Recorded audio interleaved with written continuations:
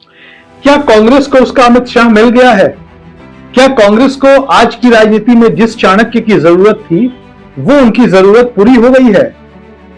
आज बात करेंगे कांग्रेस पार्टी की, कांग्रेस के नए चुनावी रणनीतिकार की, जिसकी जरूरत सचमुच आज की परिस्थिति में कांग्रेस को थी। नमस्कार, सियासी पिच पर आपका स्वागत है। मैं हूं आपके साथ सिमरनजीत सिंह। हम लगातार राजनीतिक चर्चा करते हैं, राजनीतिक खबरों से आपको अवगत कराते हैं। खबरों के पीछे की खबर, उनका चीरफाड़, उनका विश्लेषण हम सब कुछ करते हैं। दरअसल भारतीय जनता पार्टी और कांग्रेस में बुनियादी फर्क है। हालांकि दोनों ही राजनीतिक दल हैं, दोनों अपने अपने तरीके से अपनी पार्टी चलाते हैं। मतलब कांग्रेस भी और भारतीय जनता पार्टी दोनों अपने अपने तरीके से अपनी राजनीति को चलाते हैं। कांग्रेस और बीजेपी में कुछ फर्क है। उनमें सबसे बड़ा फर्क यह है कि बीजेपी नए ढंग से चलने वाली पार्टी है, जबकि कांग्रेस जो है आजादी के आंदोलन के गर्भ से निकली हुई पार्टी है। कांग्रेस का सिस्टम पुराना है, कांग्रेस में लोग पुराने हैं, लेकिन कांग्रेस में एक अच्छी बात यह है कि कांग्रेस समय के साथ साथ खुद को बदलती भी है। आजादी के पहले की कांग्रेस, आजादी के बाद की कांग्रेस, फिर आप देखेंगे कि इमरजेंसी का दौर आया, उसके बाद की कांग्रेस, फिर इस देश में आधुनिकीकरण का दौर आया, इस देश में आर्थिक उदारीकरण का दौर आया, तब की कांग्रेस, सब में बड़ा फर्क है। कांग्रेस और बीजेपी में एक और बड़ा फर्क है, और वो ये बड़ा फर्क है कि कांग्रेस में अभी तक रिस्पॉन्सिबिलिटी नाम की कोई चीज 90% नेताओं में दिखाई नहीं देती। भारतीय जनता पार्टी में स्थिति ठीक इसके उलट है। भारतीय जनता पार्टी का कार्यकर्ता भी जवाबदेह होता है।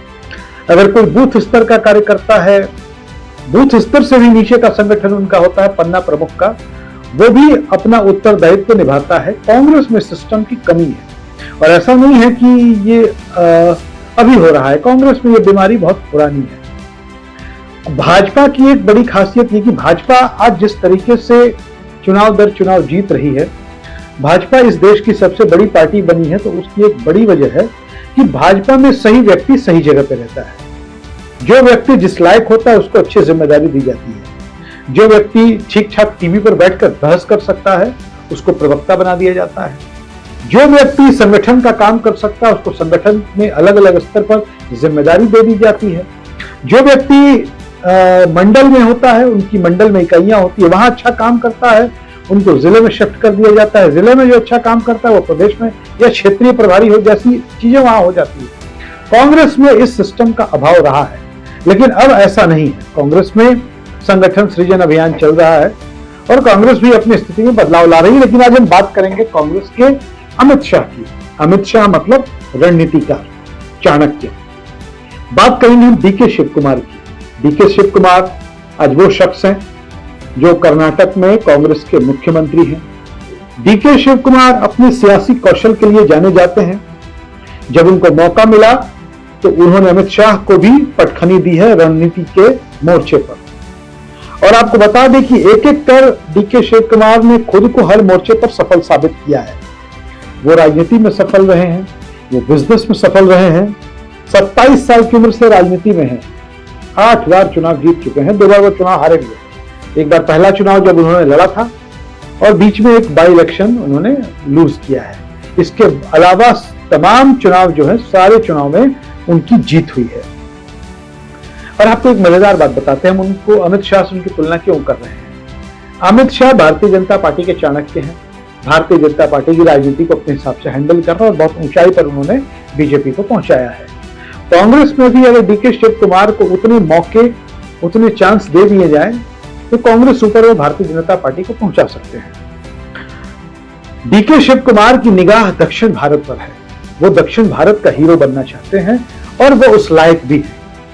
अभी आपको दक्षिण भारत का गणित बता देते हैं। दक्षिण भारत में 5 बड़े राज्य हैं। कर्नाटक, जहां कांग्रेस की सरकार है। तेलंगाना, जहां कांग्रेस की सरकार है।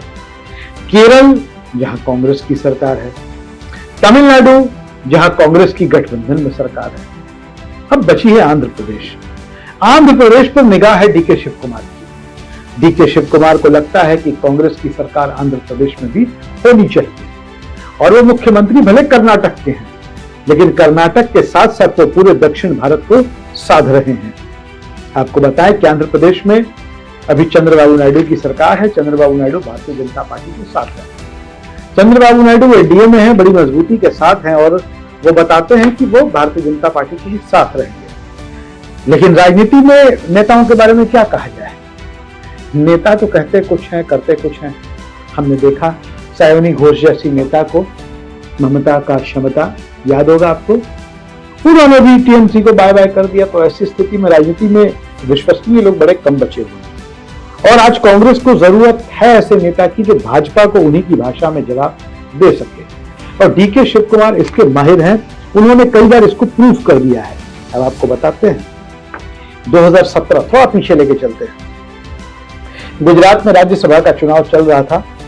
कांग्रेस की ओर से अहमद पटेल उम्मीदवार थे। अमित शाह, उनके दिमाग में यह था कि किसी भी तरह से अहमद पटेल को जीतने नहीं देंगे। भाजपा की तरफ से मोर्चा संभाला अमित शाह ने, तो कांग्रेस की तरफ से संभाला डीके शिव कुमार ने और बड़ा का मुकाबला हुआ, कांटे की लड़ाई हुई और कांग्रेस के अहमद पटेल की जीत हुई, भारतीय जनता पार्टी के उम्मीदवार की हार हुई। अमित शाह जो चाहते थे वो नहीं हुआ। डीके शिव कुमार ने उनके मंसूबे को ध्वस्त कर दिया। इसका नतीजा भी उनको भुगतना पड़ा। 2019 में डीके शिव कुमार के घर, मकान, कार्यालय, हर जगह ईडी ने छापेमारी की। डीके शिव कुमार को गिरफ्तार किया गया, वो जेल चले गए। 50 दिनों तक वो जेल में रहे। डीके शिव कुमार शायद भारत के इतिहास के वो पहले व्यक्ति होंगे जिनसे मिलने के लिए खुद सोनिया गांधी तिहाड़ जेल गई और तिहाड़ जेल गई। वहीं पर डीके शिव कुमार ने इच्छा जताई कि वो कर्नाटक कांग्रेस का अध्यक्ष बनना चाहते हैं, वो केपीसीसी प्रेसिडेंट बनना चाहते हैं। क्यों? वो अपनी जेल यात्रा का बदला बीजेपी से लेना चाहते थे और वो कर्नाटक कांग्रेस के अध्यक्ष बने भी। भारतीय जनता पार्टी की बुरी हार हुई कर्नाटक में। कर्नाटक में खुद नरेंद्र मोदी ने मोर्चा संभाला था और बजरंग बली के मुद्दे को उठाया था। असल में कांग्रेस ने कहा था, कांग्रेस के किसी नेता या घोषणा पत्र में ऐसा था कथित रूप से कि अगर हमारी सरकार बनी तो हम बजरंग दल पर बैन लगा देंगे। नरेंद्र मोदी ने बजरंग दल को बजरंग बली से जोड़ दिया। ये उनका प्रयास होता है, लेकिन कर्नाटक में पढ़े लिखे लोग हैं। कर्नाटक की जनता ने खारिज किया नरेंद्र मोदी के बजरंग दल और बजरंग बली को मिलाने के अभियान को। जहां वो कांग्रेस पर अटैक कर रहे थे तो counter attack DK Shiv Kumar का होता था। तो डीके शिव कुमार ने समय समय पर कांग्रेस की तरफ से मोर्चा संभाला है और कांग्रेस को जीत भी दिलाई है।